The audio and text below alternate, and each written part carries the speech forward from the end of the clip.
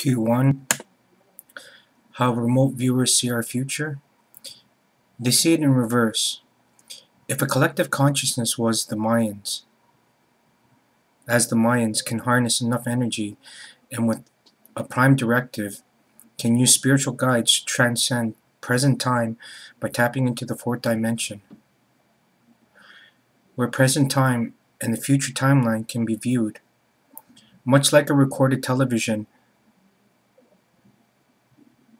much like a recorded television show. A good example of this can be expressed three-dimensionally by examining the information of a star that has gone supernovae. We can analyze this information such as the time and frequencies, but we also have the ability to view information visually, but do not yet possess such technologies.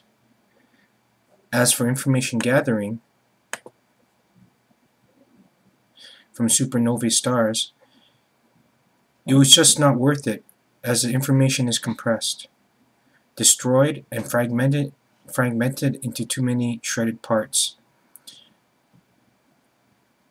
All these techniques are considered a form of remote viewing.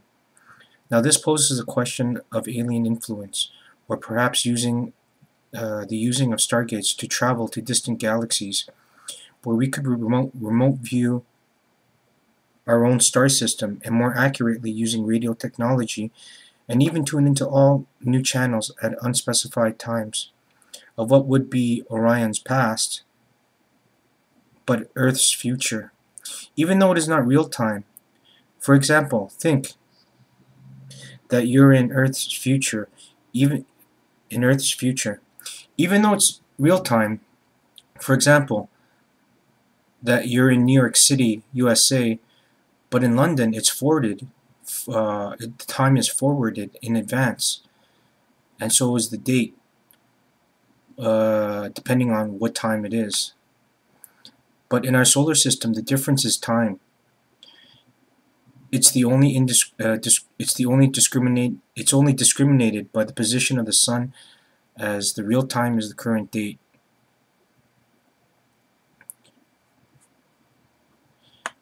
These ancients could more accurately see into our future or past timelines, view them just as a TV show.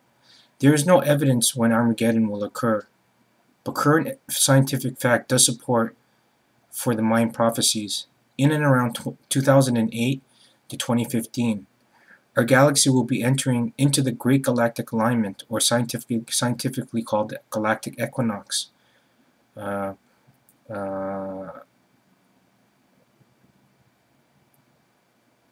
However, since the alignment is in transition, Earth changes are already happening as a result of gravitational forces exerted on Earth. As we get closer and closer to the galactic equinox, gravitational forces and energy absorption will readily increase. Our solar system's density has already increased by 200%.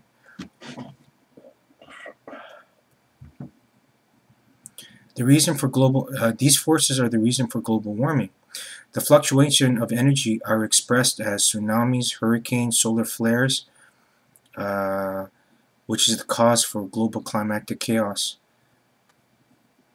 And because the vibrations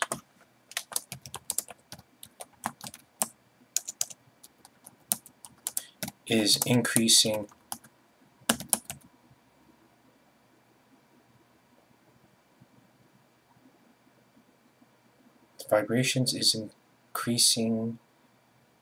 the vibrations of the Earth.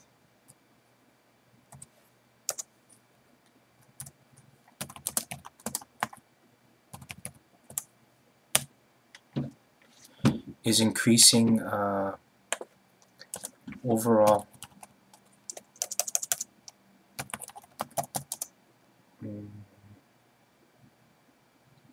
rise in temperature.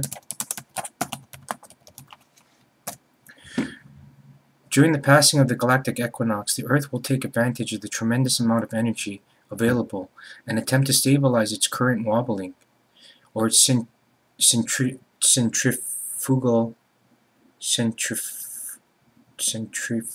oh my god, I'm sorry, I'm tired, can't even read right now. instability, centrifugal. Damn it. Okay, when something is spinning, um, like a yo-yo top, it has stability to it because momentum and energy can keep it at that state. The rotations feed the energy within, and it's stable or unstable. And in the Earth's case, when the asteroid that was so large hit Texas, South Texas, the Gulf, and just extincted the dinosaurs, it hit it so hard. It would have been much more different if it hit land, but it hit it so hard that it permanently wobbled the Earth. Now, this is a reason and the cause for a lot of small little minor problems, which are problems nevertheless, and it would help it would just stabilize a lot more things. As you know, it would have to work a lot harder than it needs to keep it stable.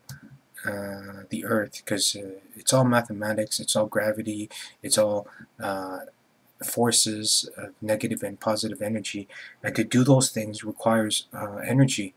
Now, because of the nature of the distance of the sun and the elliptical orbit, it wobbles like this. So it's not that bad, but I mean, it still could use that extra energy to increase the energy of the shields, and for that reason, it could be a lot stronger. The shields. During the passing of the galactic equinox, the Earth will take advantage of the tremendous amount of energy available and attempt to stabilize its current wobbling or centrifugal instability, which may be one of the causes of the pole shift. But that's not what the cause is. I think all the wobbling is inefficient and may be the reason for the magnetic poles to have been weakened in the to this day a little bit. Pole shifts are cataclysmic and destructive to infrastructure, but with the use of technology as done in the past, which we don't have now. And so in 2012, solar flares that are approaching, if they were to even be, even if 1.5 R5, we can't, no matter what, we can't withstand a 7. We could hit, if something takes our shields out, like an R5, a direct hit, and then even an R2 comes and hits us, well, we're in big trouble. And so right now, if that were to happen, as prophesized, the 7 days of darkness, during that time, we'll be defenseless, and the trial by fire will begin. And also, when that goes, when our magnetic shield goes, all the satellites are history too. They're going to be floating off into space. So, I mean, that's also the Dark Ages too, which is biblical, but really translates as it being. And then, if another R3 were to come and hit our planet, we'll be scorched by fire.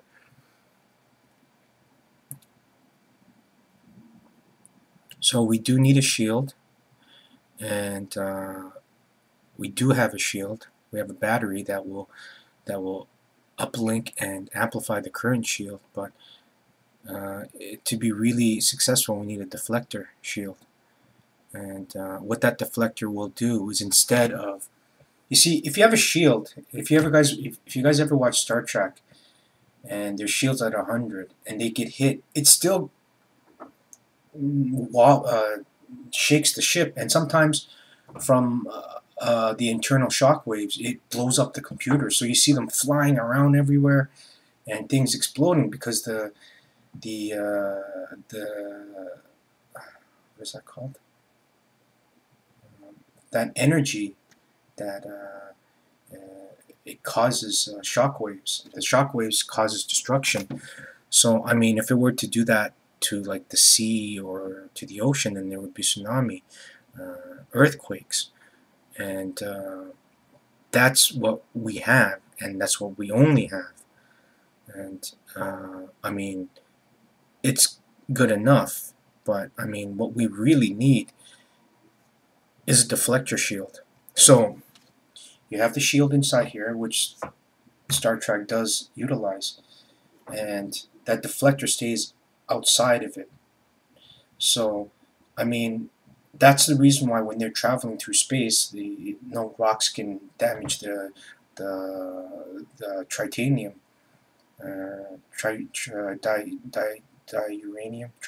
titanium, I think it's called.